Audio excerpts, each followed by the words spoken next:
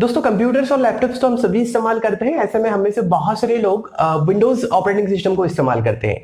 जब भी हमारा काम खत्म हो जाता है हम शट डाउन करते हैं। लेकिन क्या आपने कभी ये सोचने की कोशिश की कि हम शट डाउन क्यों करते हैं? और हम में से बहुत सारे लोग ये भी करते हैं कि डायरेक्टली पावर ऑफ कर देते हैं।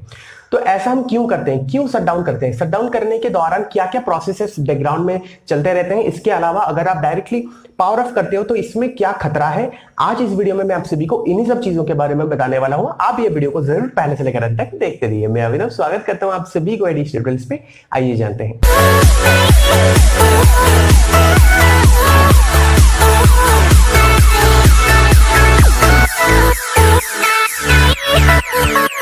दोस्तों सबसे पहले हम जानने की कोशिश करते हैं कि बैकग्राउंड में क्या क्या चीजें चलती रहती है जब भी आप साइन आउट या फिर शट डाउन करते हो। या फिर सबसे पहले जो भी एक्टिव सेशंस होते हैं, एक्टिव सेशंस का मतलब यहाँ पे विंडोज में ऑप्शन रहता है ना कि अलग अलग यूजर्स अकाउंट्स होते हैं। यहाँ पे अगर आप कहीं पे लॉक कर चुके हो किसी अकाउंट को, उसके बाद दोबारा और एक अकाउंट पे आप विंडोज को ऑपरेट कर रहे हो, आपको वार्निंग दे देता है कि ये एक्टिव सेशन फिलहाल आपके सामने है। अगर वहां पे कोई भी डेटा सेव नहीं हुआ है, आप जाकर वो डेटा को सेव कर दीजिए। तो एक वार्निंग आपको मिल जाती है और आप अगर फोर्सिबली बंद करना चाहते हो तो वहां पे आप फोर्सिबली बंद कर सकते हो। सबसे पहली चीज यहाँ पे ये होती है। नेक्स्ट पॉइंट पे आते हैं। नेक्स्ट क्या होता है कि यहाँ पे जब शटडाउन आप करते हो तो जो भी प्रोग्राम्स बैकग्राउंड में रन करते रहते हैं, ठीक है, थर्ड पार्टी सॉफ्टवेयर हो, अगर आप फोटोशॉप इस्तेमाल कर रहे हो, अगर आप कोई वीडियो एडिटर इस्तेमाल कर रहे हो, कहीं पे फोटो वगैरह एडिट कर रहे हो या फिर वीएलसी में कोई वीडियो देख रहे हो, तो यहाँ पे वो बेसिकली विंडोज जो होता है एक मैसेज देता है उन सारे प्रोग्राम्स को। ठीक है, वो मैसेज किस तरह का मैसेज है यहाँ पे आप देख सकते हो आपके स्क्रीन पे। तो वो जो मैसेज देता है उनको बताता है कि आप अपनी ओर से यहाँ पे क्लोज कर दो उन सब प्रोग्राम्स को। ठीक है, तो यहाँ पे ऑलमोस्ट बहुत सारे प्रोग्राम्स जो होते हैं खुद ब खुद यहाँ पे बंद हो जाते हैं। लेकिन बहुत सारे प्रोग्राम्स ऐसे भी होते हैं जो वो बताते हैं कि नहीं, हम ये मैसेज को एक्सेप्ट नहीं करेंगे, मतलब वो ब्लॉक कर देते हैं वो मैसेज को। और वो प्रोग्राम्स आपको बताते हैं कि यूजर इनपुट हमको चाहिए बंद करने के लिए। इसलिए आप देखोगे जब भी आप शटडाउन करोगे बहुत सारे सॉफ्टवेयर या फिर प्रोग्राम्स में वहां पे आता है सेव, डोंट सेव या फिर कैंसिल का फीचर। ठीक है, क्योंकि वो ब्लॉक कर देते हैं वो मैसेज को। तो अगर आप सेव करना चाहते हो सेव कर सकते हो, अगर आप कैंसिल करना चाहते हो, डिस्कार्ड करना चाहते हो तो डिस्कार्ड कर सकते हो। तो ये मैसेज उसके बाद आता है।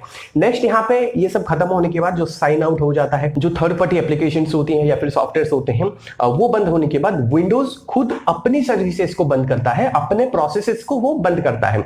जो बैकग्राउंड में जो सिस्टम सर्विसेज होती हैं उनको वो बंद करता है। तो उनको भी एक मैसेज वो फ्लैश करता है। वो मैसेज क्या है अभी आप देख सकते हो आपके स्क्रीन पे। तो वो मैसेज फ्लैश होने के बाद उनको 12 सेकंड या फिर 20 सेकंड का टाइम मिलता है उन सारी सर्विसेज को। तो वो सर्विसेज वहां पे खुद ब खुद बंद हो जाती है। उसके बाद विंडोज अपनी ओर से सारी एप्लीकेशंस को वहां पे बंद कर देता है। इसके अलावा अगर मैं आपको बताऊं, विंडोज में जो रजिस्ट्री हाइप्स होते हैं वो भी यहाँ पे डिस्क में सेव हो जाते हैं। और अगर मैं आपको बताऊं आपके सिस्टम में जो कर्नेल होता है, कर्नेल की जो स्टेट होती है वो बेसिकली लोडेड होती है मेमोरी में। तो शटडाउन प्रोसेस के दौरान यहाँ पे वो जो स्टेट होती है वो चली जाती है डिस्क में।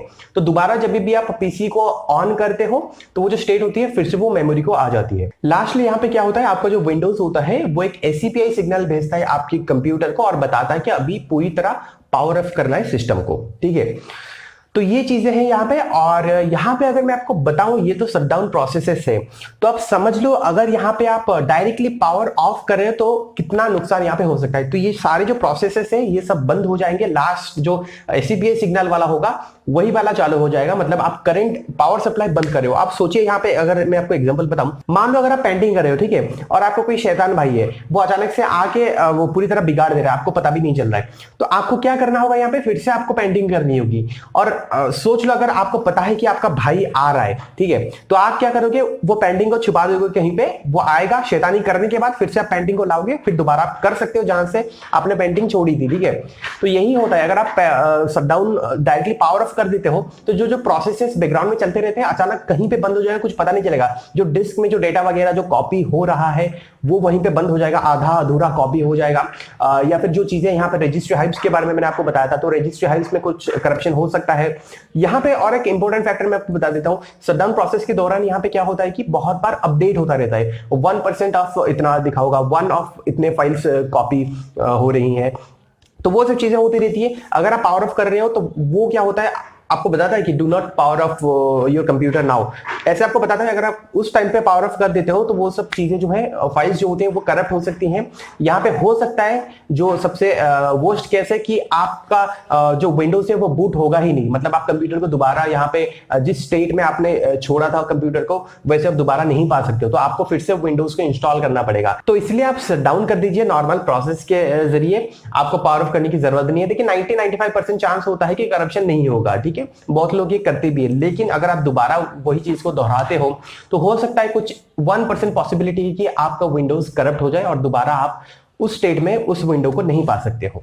उम्मीद करता हूं आपको ये वीडियो से जरूर समझ में आया है कि विंडोज शटडाउन प्रोसेस के दौरान क्या क्या चीजें बैकग्राउंड में होती रहती है। अगर आपको ये वीडियो पसंद आई है तो ये वीडियो को लाइक और शेयर जरूर करें अपने दोस्तों के साथ ज्यादा से ज्यादा, और अगर आपने हमारे चैनल को अब तक सब्सक्राइब नहीं किया है तो प्लीज सब्सक्राइब कर दीजिए ताकि आप जुड़े रहे हमारे चैनल के साथ। मैं इसी तरह आपके लिए इंटरेस्टिंग टेक्नोलॉजी वीडियोस लाता रहूंगा। देखने के लिए बहुत बहुत शुक्रिया। आज के लिए बस इतना ही, धन्यवाद।